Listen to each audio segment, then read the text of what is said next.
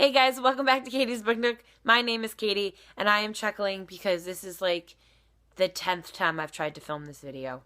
So, I just want to show you guys what I got for Christmas. It's been a crazy couple of months for me. And so last week, I had off for the holidays, and it was glorious, and we just like sat around all day, and I haven't done that in I can't tell you how long, so that was amazing.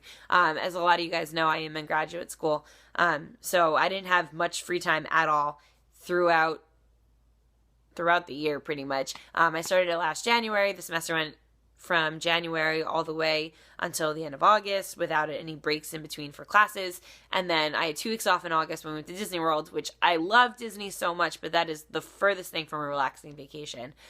Came back, and 2 days later, I had to go back to work. I'm a teacher. So then I have been in class from August 31st until like a week and a half ago. So I am like finally calming down.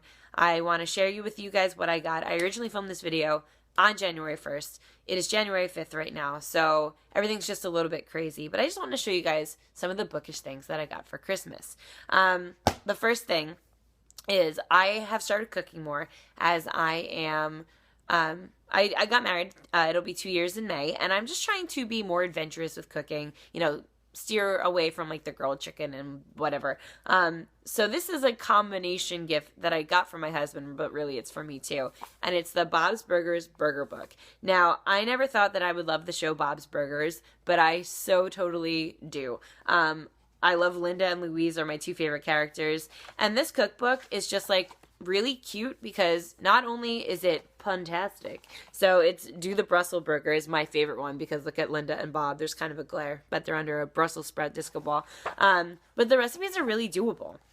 So this is like shredded Brussels sprouts, pistachios, beef, buns, lettuce. If you want to do sour cream, you can do that for like a type of dressing. And they're decent burgers. And this was actually recommended to me by a couple of my friends who also love Bob's Burgers and eating. So this was great.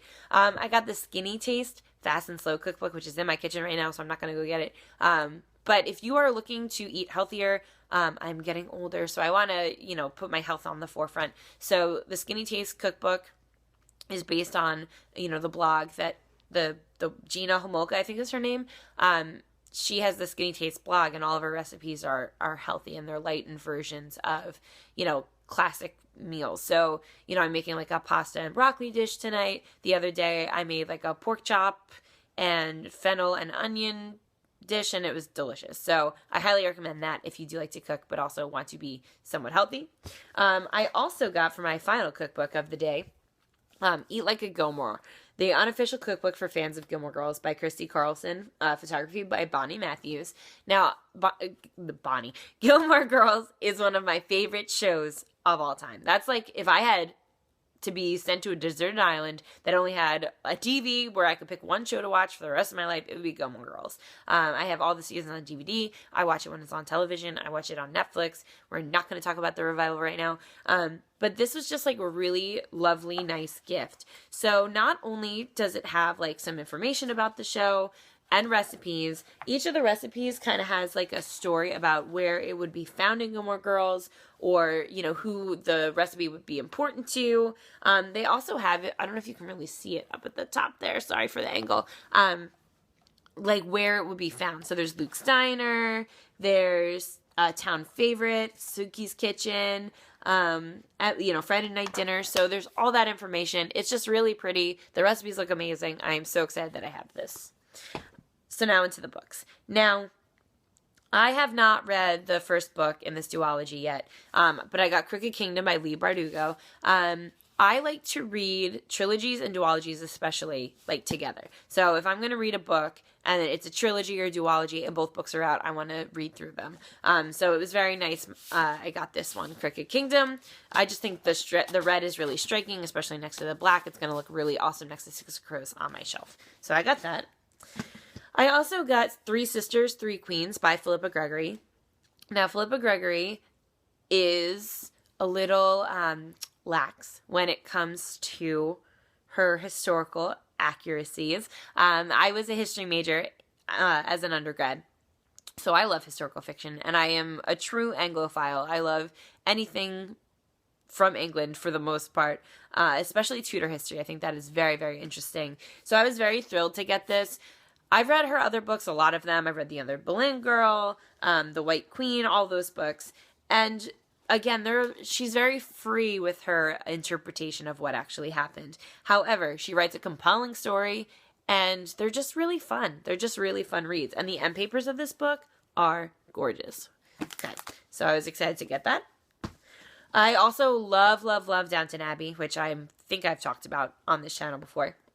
So I got Julian Fellowes' new book, Belgravia, and it's about a family that lives in this, posh section of London and their trials and tribulations. So I was very excited about this. I hope that Julian Fellowes writes novels like he writes Downton, because it's just such a beautiful, magical show. So I'm very thankful to have gotten this. Then I got Whit Stillman's Love and Friendship. Now this is based off of Jane Austen's novella, Lady Susan, and Love and Friendship. It's basically it's a novelization of the movie. So I've heard mixed things about this. This was thoughtful because, my husband knows that I love Jane Austen. I have a Jane Austen shelf. So I was, pretty happy to get this. We'll see how it goes. I don't know if I'm going to love it or not, but it's nice to have, for sure. Which also takes me to the movie of Love and Friendship that I got on DVD. I loved this movie. I saw it when it first came out. I'm very happy to own it on DVD. I will be watching this again. It has Stephen Fry in it. Kate Beckinsale's in it, who was Emma in I think it was like the 1995, 1996 TV production, rather than the motion picture that had Gwyneth Paltrow. But I highly recommend Love and Friendship, the movie. So if you've seen it, comment down below. What'd you think? Let me know. Okay, so also on the Jane Austen theme, I got Pride and Prejudice and Zombies, which is just so funny. It's ridiculous. If you've never seen this movie, you have to watch it at least one time just to laugh at it. So this is one of those like, hey, hanging out with my friends, let's watch something ridiculous. Pride and Prejudice and Zombies is it. I don't love the adaptation of Mr. Darcy in this.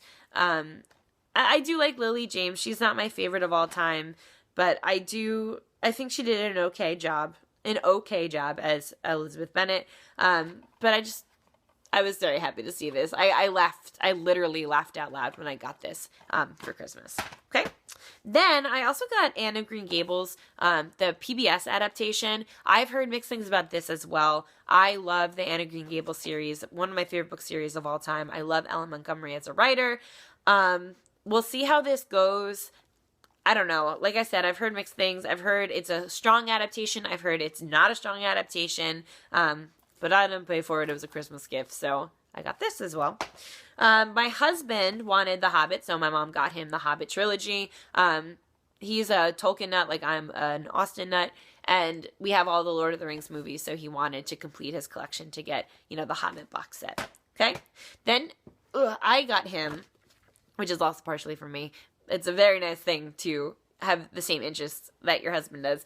This is Letters from Father Christmas by J.R.R. Tolkien, and it's a collection of like the letters that he wrote to his children as Father Christmas, and illustrations, and it's just beautifully done. So if you like Tolkien or are just a Christmas person, I do recommend having this as well.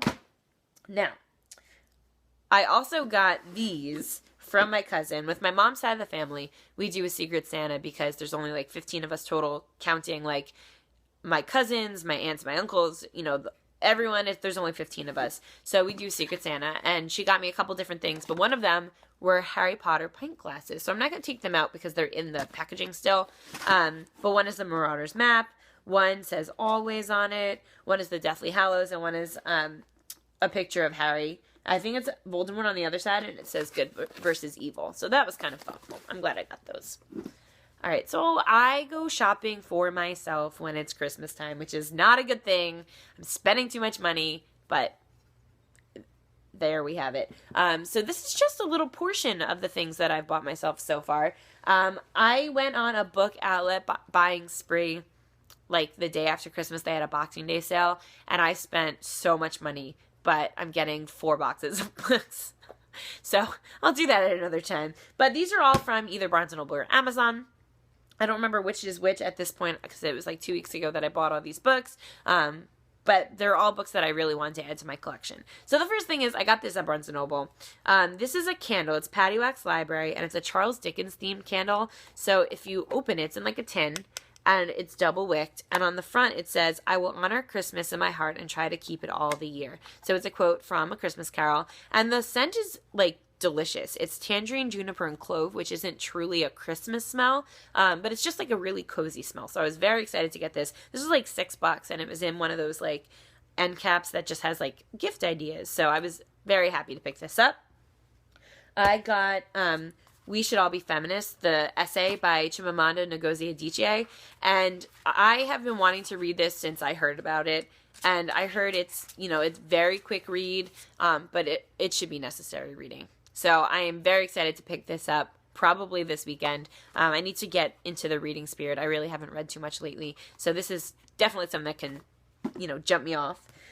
I got, this is also ridiculous, but I bought this for myself because my friend and I love the Great British Bake Off and the American version of it, and it's What Would Mary Berry Do? By Claire Sandy. I've heard literally nothing about this other than it exists. It's supposed to be one of those like cutesy little romances. I call books like this palate cleansers because when I'm in between either like I read a lot of fantasy, historical fiction, and classics. Those are like the ones that I read the most. Although I haven't read many classics lately, but that's probably due to my own stress. But I call these books like palate cleansers because it takes you from, one mood to the next, and they're just usually happy and silly and whatever. So the cover's really cute.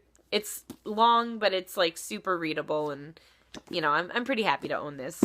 Then I got The Winter Sea by Susanna Kersley.